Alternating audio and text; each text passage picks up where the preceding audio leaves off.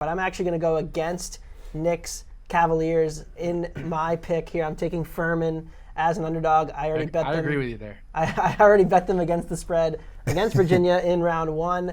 The UVA offense has been sputtering. Now they lose Vanderplas. They have to go to Shedrick much more. And he's a good player. I think he's a little underrated by the UVA community, but he does make them worse offensively and probably a little better defensively. Furman does have a pretty good matchup here. They space the floor really well. They can shoot over the pack line. So I think it's a pretty favorable matchup for them. The second round is a little bit dicier because of San Diego State and Charleston. Very different matchups depending on who they get potentially in that round.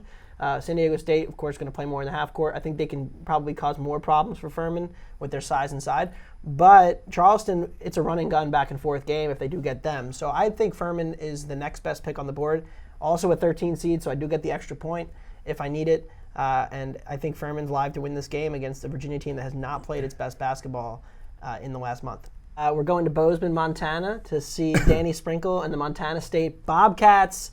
I think they are the 14 seed that is most likely to pull an upset, the most overseeded team potentially in the entire field. I know this is something Nick talked about with Kansas State as a 3 seed. They were the 8th most reliant team in the country on home court advantage. So at home, excellent in Manhattan this year in the Little Apple. Away from home in the Big 12, they weren't nearly as good. Neutral court, they weren't nearly as good. We saw them get handled by TCU in the first round of their quarterfinal in the Big 12 tournament.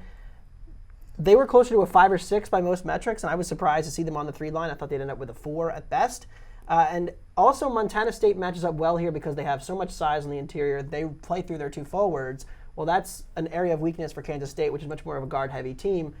Also, if we do get a win, Montana State would see Kentucky or Providence. They're both very inconsistent teams. Providence, ended the season really poorly, ended up almost on the bubble. And Kentucky, it's been up and down for them, but they would be able to match both of those teams on the glass, which is where Kentucky and Providence get most of their offense from. So I think the path is open for a 14 seed. I'd like all of the 14 seeds, at least 3 of them, this year.